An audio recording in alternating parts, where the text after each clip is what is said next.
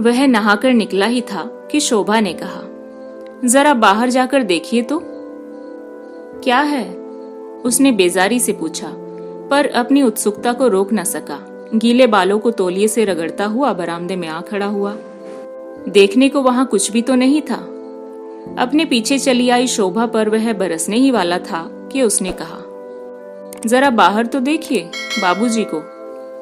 इस बार उसने देखा दरवाजे पर एक ठेला खड़ा है और बाबूजी उसे पैसे दे रहे हैं। इससे पहले कि वह शोभा को अच्छी चुभती सी बात कहता, बाबूजी 3-4 पुड़िया बगल में समेटे गेट बंद करने की कोशिश कर रहे थे।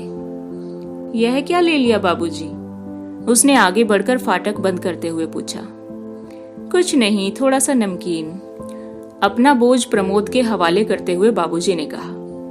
अच्छा दिखा तो ले लिया, बच्चों वाला घर है, दिन भर बच्चों को मुंह चलाने के लिए कुछ तो चाहिए ही। और इतना कहकर बाबूजी जैसे कर्तव्य मुक्त होकर अपने कमरे में लौट गए, पर उनके जाते ही ओट में खड़ी शोभा सामने आ गई।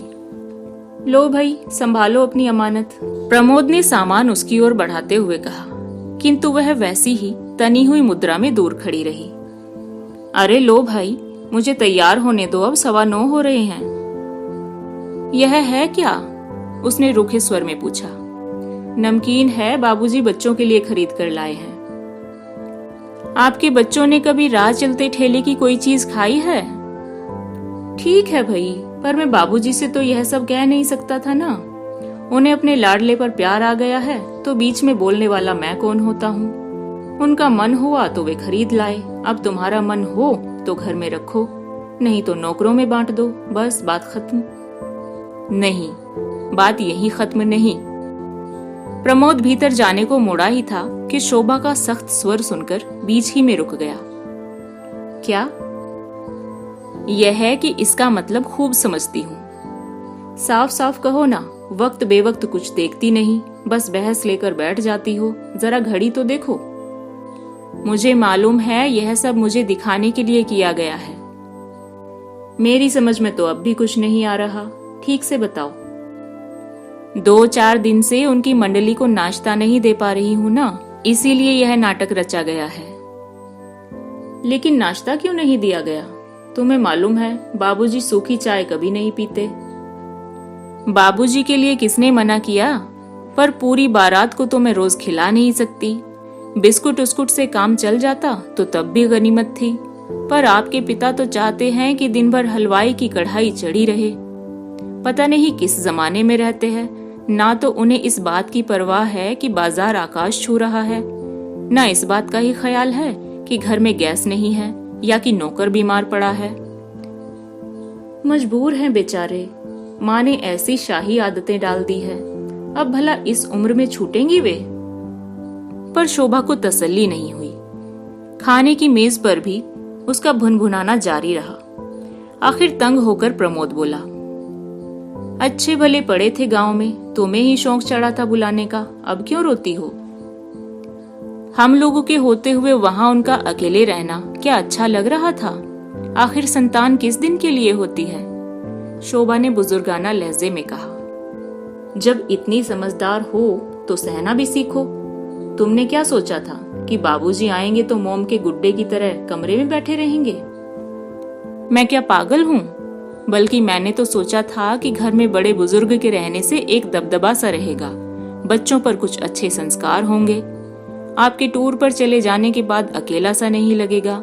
कभी कभार सिनेमा या क्लब जाते समय बच्चों को निश्चिंत होकर छोड़ा जा सकेगा। तुम्हारी यह सारी ख्वाहिशें पूरी नहीं हो रही हैं? फिर जरा सी बात का बतंगड़ क्यों बना लेती हो? जरा सब्र से काम लेना सीखो। कहने को प्रमोद कह गया, पर जानता था कि अब मेज पर बैठना खतरे से खाली नहीं है। शोभा अगर शुरू हो गई तो दफ्तर के लिए लेट करवा कर ही छोड़ेगी। बार बार घड़ी की ओर देखता हुआ वह फुर्ती से उठ खड़ा हुआ और वॉश बेसिन पर हाथ धोने लगा। बात आधे में ही टूट जाने से शोभा क्षुब्ध हो गई है, वह साफ देख रहा था। सौंफ, इलायची, पेन, रुमाल, स्कूटर की चाबियां, सारी चीजें चुपचाप उसके पास लाकर रख दी गईं और वह चुपचाप सिर झुकाए जूते पहनने का नाटक करता रहा। घड़ी की सुई प्रतिपल आगे भाग रही थी और मान मनोवल का जरा भी समय उसके पास नहीं था। यही तो हो जाता है। शोभा जरा जरा सी बात पर बुरा मान जाती है, पर वही बातें वह कितनी बार सुने, और सुन भी ले तो निराकरण का उपाय क्या है। यह सच है कि बाबूजी के आते ही घर में आमदरफ्त बढ़ गई है। पिछले 10 साल से वह इस शहर में है, पर गिने चुने लोगों के यहाँ ही आना जाना होता है। मोहल्ले वालों से तो बस दुआ सलाम होती रहती है। कभी घंटे 2 घंटे किसी के यहाँ गए हों ऐसा याद नहीं पड़ता। हाँ, कोई इसका बुरा भी नहीं मानता, सभी अपनी व्यस्त दिनचर्या में बिजी रहते हैं। बाबूजी को यहाँ बुलाते समय प्रमोद इसी बात को लेकर चिंतित था कि यहाँ उनका समय कैसे कटेगा। जब से याद पड़ता है उसने बाबूजी को हमेशा लोगों से घिरा हुआ ही देखा है। जानता है कि अकेलेपन से बढ़कर कोई सजा उनके लिए नहीं है। और यहाँ तो दिन भर घर पर सन्नाटा सा खिंचा रहता है। बच्चे सुबह 9 बजे ही स्कूल निकल जाते हैं और स्कूल के बाद ट्यूशन आदि से निपटकर ही घर लौटते हैं। वह भी 10 बजे का गया 6 बजे ही लौट पाता है। इतनी देर बाबूजी घर में क्या करेंगे? लाइब्रेरी की किताबें भी आखिर कोई कितना पढ़ेगा। वैसे भी उन्हें पढ़ने का ज्यादा शौक कभी नहीं रहा, परंतु बाबूजी के सामने यह समस्या कभी उठी ही नहीं। पहली ही बार सुबह की सैर को गए तो 3-4 पेंशनरों को साथ पकड़ लाए। उन्हें गर्मा गर्म चाय नाश्ता कराया। प्रमोद भी खुश हुआ कि चलो हम उम्रों के बीच अब आसानी से इनका वक्त कट जाएगा। प्रमोद तो अपनी परेशानियों से मुक्त होकर हल्का अनुभव करने लगा था, पर शोभा उसकी परेशानियां एकदम बढ़ गई थी। सुबह का समय वैसे ही घड़ी से होड़ करके बीतता है, अब इन बुजुर्गवारों के चाय नाश्ते का काम और बढ़ गया था। बाबूजी सैर से लौटते ही दीपू को चाय का ऑर्डर भेज देते, तब शोभा को बड़ी कोफ्त होती। अब वह बच्चों को तैयार करे, रसोई देखे या सुबह से चाय ही बनाती रहे। सितम यह होता है कि भल्ला साहब के पिताजी दूध लेने के लिए घर से चलते हैं और फिर बाबूजी की बैठक में रम जाते हैं। फिर गोपाल को उनके यहाँ दूध पहुँचाने भी जाना पड़ता है। दीपू नीतू को तैयार करती शोभा खींच उठती है। इन लोगों को तो कोई काम नहीं, तो क्या सभी लोग पेंशन लेकर बैठ जाएं? यह तो होती है सुबह की महफिल। दोपहर को बाबूजी शतरंज लेकर बैठ जाते हैं। 2-4 खेलने वाले और 2-4 देखने वाले जुट ही जाते हैं। 5 बजे तक चाय और शरबत के 2-4 दौर हो जाते हैं। इस समय बाबूजी की इच्छा होती है कि घर का बना कोई गरम गरम नाश्ता भी परोसा जाए। फिर बाबूजी इशारा करके मेहमानों को खिलाते जाते हैं और बहू की तारीफ भी करते जाते हैं। पहले शोभा इस प्रशंसा से बड़ी पुलकित होती थी, पर अब उसे कोफ्त होने लगी है। शाम को मिश्रा जी के बड़े भाई साहब प्रीति को डांस क्लास में छोड़ने के लिए घर से निकलते हैं। प्रीति को अकेले जाते डर भी लगता है और ताऊजी के साथ जाते शर्म भी लगती है। वह यहाँ तक तो साथ आ जाती है, फिर नारंग साहब की ज्योति के साथ आगे बढ़ लेती है। घर वापस लौटने की बजाय ताऊजी बाबूजी के पास बैठकर तो भतीजी की प्रतीक्षा करते हैं और नई सभ्यता को कोसते रहते हैं। चाय उनके लिए भी बनती ही है। अपनी पूरी की पूरी पेंशन बाबूजी प्रमोद के हाथ में पकड़ा देते हैं तो वह संकोच से गड़ जाता है, पर शोभा बुनबुनाती रहती है। 150 रुपए पकड़ा देते हैं तो सोचते हैं जग जीत लिया, जरा बाजार जाकर पता करे तो गश आ जाए। परेशान हो उठता है प्रमोद। पत्नी को कैसे समझाए कि जिंदगी भर यही तो कमाया है बाबूजी ने। जंगल में भी बैठ गए हैं तो 2-4 लोग आसपास जुट आए हैं, फिर यह तो इतना बड़ा शहर है। दिन भर बहुत बेचैन बना रहा प्रमोद। शोभा की परेशानी को वह समझ रहा था, पर माँ कैसे तालमेल बिठा लेती थी। माना कि ऐसी सर्पग्रासी महंगाई उन दिनों नहीं थी, पर आमदनी भी तो ज्यादा नहीं थी। फिर 4 बच्चों का साथ और ऐसा मजमेबाज पति, पर घर में कभी चकचक नहीं मची। कभी परेशान भी होती तो बच्चों के सामने कह सुनकर हल्की हो जाती। बाहर वालों ने हमेशा उन्हें मुस्कुराता ही देखा। उनका अतिथि सत्कार उस समय भी मिसाल के रूप में गिना जाता था। याद है उसे, कई बार सब्जी के लिए उबले आलूओं को मसल कर ही माँ ने कचौड़ी बना दी है और बच्चों को सिर्फ कोरी दाल से रोटी तोड़नी पड़ी है। कभी उबलते दूध में चावल डालकर खीर बना दी गई है। दोपहर की चाय ना मिली तो ना सही। कभी महीने का अंत है तो बच्चे अचार से ही काम चला रहे हैं, पर उस समय भी कोई भूला भटका आ निकलता तो माँ झट से कढ़ाई चढ़ाकर बेसन घोल लेती और आंगन में लगे अजवाइन या पोई के पत्तों की पकौड़ी उतार देती। उनका एक ही सिद्धांत था, अपने घर में हम कैसे भी रह लें, पर घर आया मेहमान संतुष्ट होकर जाना चाहिए। और घर में आने वालों की संख्या क्या कम थी? नाते रिश्तेदार तो खैर थे ही, उनसे ज्यादा संख्या तो बाबूजी के दोस्तों की थी। कुछ तो इतने बेतकल्लुफ थे कि सीधे रसोई में आ धमकते और बच्चों के साथ ही शुरू हो जाते, पर माँ के माथे पर कभी बल नहीं पड़े। उन दिनों बाबूजी एक खास रविवारीय भोज का आयोजन करते थे। उसके लिए माँ ने चीनी की प्लेटें, एक भगोना और कलछी अलग रख छोड़े थे। आंगन के छोर पर बने एक चूल्हे पर यह कार्यक्रम चलता। माँ रविवार को सुबह उठकर वहाँ झाड़ू बुहारी करती, मसाला पीस कर रखती, आटा सान कर रखती, सारा सामान एक बार वहाँ सजा देने के बाद जो मंदिर की राह लेती तो शाम ढले ही घर लौटती। फिर दिन भर उनके मुंह में अन्न का दाना भी नहीं जाता। पड़ोसी ने कहती, पति के पापों का प्रायश्चित कर रही है बिन्नों की माँ। माँ हंसकर कहती, ओट का पाप कटी का पुण्य। अब किसी का खाने का मन है और हमें बनाना आता नहीं तो हम यहाँ बैठकर क्या करें? उतनी देर ठाकुर जी की सेवा ही सही। लेकिन अपने घर में तुम्हें यह सब अच्छा लगता है? इतने सारे होटल तो हैं, बिन्नों के पिताजी वहीं जाया करें तो क्या हर्ज है? अरे वाह, माँ तमक कर कहती, अपना घर होते हुए होटल में क्यों जाएगा कोई? वहां खाने से मन भरता है कभी? और इतनी संगी साथी लेकर होटल जाने का बूता है किसी में? सच तो था, बाबूजी के उस सामीप भोज में 10-12 लोग तो कम से कम आते ही थे। होता यह चंदे से ही था, पर उनमें से कई लोग ऐसे थे जो घर से छिपा कर आते थे। वृषभान चाचा तो ऐसे थे जो चंदा भी नहीं दे पाते थे, पर बिना बुलाए ही आ टपकते। तब माँ कहती, मर्द मानुस हैं, खाने पीने की हवस को कहाँ तक दबाएगा बेचारा। घर में नहीं मिलता तभी तो इधर उधर लार टपकाता फिरता है। शुरू शुरू में तो माँ बच्चों का खाना बनाकर रख जाती थी, पर बाद में आमिल चाचा बच्चों को खींचकर अपनी पंगत में ले जाने लगे। माँ को पता चला तो हाथ जोड़कर बोली, लाला, लड़के तुम्हारे हैं, जैसे चाहे गुण सिखा देना, मैं कुछ नहीं बोलूंगी, पर लड़कियों को बख्श दो। पता नहीं कैसी ससुराल मिले। मर्द मानुस तो अपने शौक बाहर जाकर पूरे कर लेता है, पर यदि इनकी जीभ को स्वाद लग गया तो छटपटाती फिरेंगी।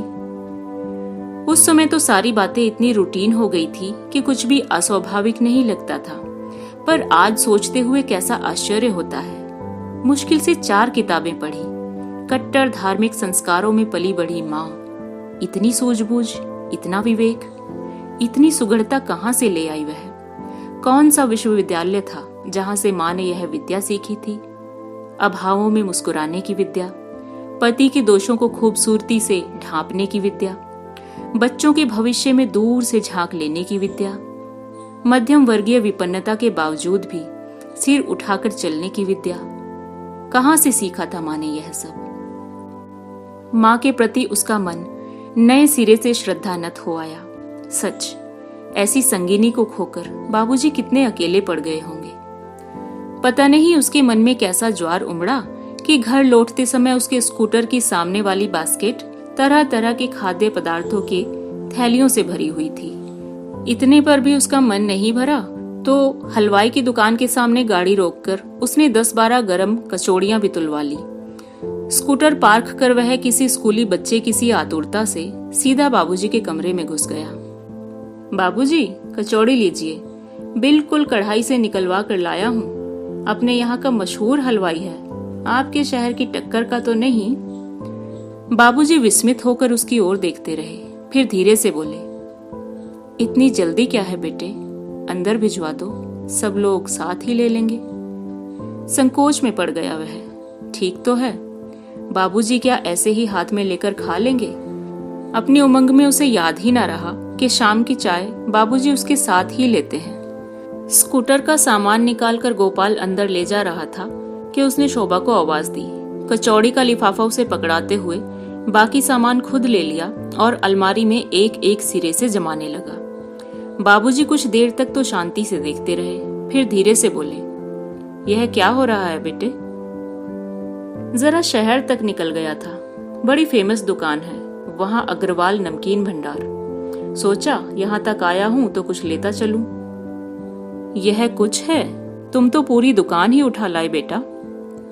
तो क्या हुआ बाबूजी, यह खराब होने वाली चीज थोड़े ही है। तली हुई मूंग की दाल, ये बीकानेरी भुजिया, ये रतलामी सेव और ये तली हुई मूंगफलियां, इन्हें आजकल टेस्टी कहते हैं।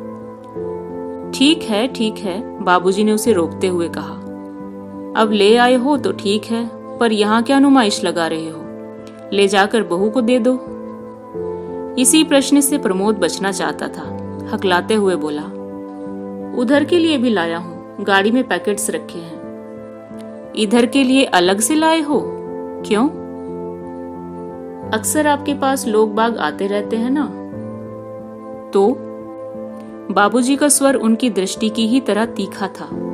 प्रमोद की सिट्टी पिट्टी गुम हुई जा रही थी, फिर भी हिम्मत करके बोला, दरअसल मैंने सोचा कि कभी आपको अंदर से मंगाते हुए संकोच लगे तो मतलब यह है कि वक्त बेवक्त कोई भी आ जाता है तो आप परेशान नहीं होंगे।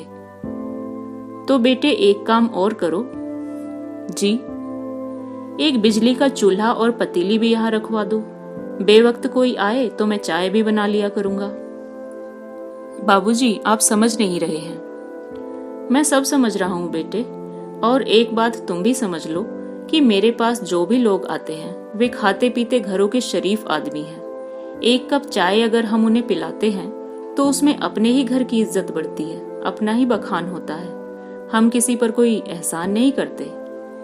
मैं क्या यह सब समझता नहीं बाबूजी? इसी वातावरण में तो पलकर बड़ा हुआ हूँ। पर होता क्या है कि कभी कभी कोई प्रॉब्लम आ जाती है तो लेडीज परेशान हो जाती हैं, इसीलिए कह रहा था। हाँ बेटे, यह बात तूने ठीक कही। ना कहता तो शायद मेरी समझ में कभी आती ही नहीं। बाबूजी ने नाटकीय मुद्रा में कहा, दरअसल बेटे मेरे घर में तो कोई लेडी थी नहीं, एक सीधी सादी घरेलू औरत थी, इसीलिए नहीं जानता कि परेशानी क्या होती है। अच्छा किया बेटे तुमने बतला दिया। इतनी देर से प्रमोद किसी स्कूली लड़के की तरह भीगी बिल्ली बना खड़ा था, लेकिन इस व्यंग्य से जैसे वह तिलमिला उठा। एक तो दिन से ही वह सोच सोचकर परेशान हो गया था। बाबूजी के इस आघात ने उसका रहा सहा संयम भी छीन लिया। चीख कर बोला, आप कैसे जानेंगे कि परेशानी क्या होती है? आपने कभी जानने की कोशिश भी की है? हमसे पूछिए कि माँ ने किन हालात में गृहस्थी की गाड़ी खींची है। आपके शौक पूरे करने के लिए उसने क्या कुछ नहीं सहा है। कितने कितने त्योहार पुरानी साड़ियों में मना लिए हैं, कितनी सर्दियां इकलौते ऊनी स्वेटर में निकाल दी हैं, कितनी राखियों पर उन्होंने मैके जाने से इनकार कर भाइयों को दरवाजे से लौटा दिया है, कितनी बार। लेकिन प्रमोद अपनी बात पूरी नहीं कर पाया। उसने देखा कि बाबूजी का चेहरा सफेद पड़ गया है, पैर कांपने लगे हैं। एकाएक उसका सारा आक्रोश ठंडा पड़ गया। उन्हें सहारा देकर पास की आराम कुर्सी पर बिठाते हुए उसने पूछा, आपकी तबीयत तो ठीक है ना? बाबूजी कुछ नहीं बोले। अपनी हथेलियों में मुंह छिपाए कुछ देर खामोश बैठे रहे। प्रमोद धीरे धीरे उनके तलवे सहलाता रहा। इससे ज्यादा उसे कुछ सूझा ही नहीं। एक लंबे अंतराल के बाद बाबूजी ने सिर उठाया और डूबती सी आवाज में बोले, मैं जानता हूं बेटे कि मेरी गृहस्थी एक मामूली से क्लर्क की गृहस्थी थी, पर तुम्हारी माँ ने उसे राजा रईसों की सी शान दे रखी थी।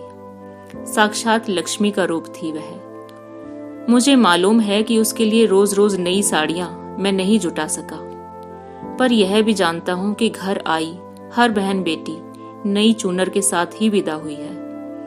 अपनी जिंदगी चाहे उसने एक ऊनी कपड़े में गुजार दी हो, पर तुम्हारे चाचा लोग शादी होने तक उसी के हाथ के स्वेटर पहनते रहे। घर में हम लोग चाहे जैसा खाते पहनते रहे हो, पर आने वाला मेहमान तृप्त होकर ही लौटा है। मुझ जैसे की गृहस्थी चलाना उसी के बस की बात थी। वह न होती तो पता नहीं क्या होता। बाबूजी ने एक दीर्घ निश्वास लिया और बोले, वह न होती तो गृहस्थी का इतना फैलाव ही क्यों होता। लोग गृहिणी का मन देखकर ही देहरी चढ़ते हैं, नहीं तो क्या चाय होटलों में नहीं बिकती। प्रमोद उत्तर में कुछ कहता, इससे पहले ही उन्हें जैसे कुछ याद आ गया। बोले, अच्छा सच बताना, अभी जो तुम इतना सब कुछ कह गए, तो क्या उसने कभी तुमसे यह सब कहा था? तुम्हें मरने वाले की कसम, सच सच बताना। उनके स्वर की आर्द्रता से प्रमोद परेशान हो उठा। क्षणिक आवेश में कही गई उसकी बात इतने गहरे बैठ जाएगी उसने सोचा नहीं था। सांत्वना में वह कोई अच्छी सी बात कहना ही चाहता था कि गेट खड़का।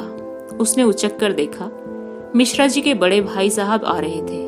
उसे लगा जैसे ये प्रीति के ताऊजी नहीं, साक्षात भगवान हो। बाबूजी, ताऊजी आ रहे हैं, मिश्रा जी के भाई साहब, उसने बाबूजी का ध्यान बटाते हुए कहा। सचमुच इन शब्दों ने जादू का सा काम किया।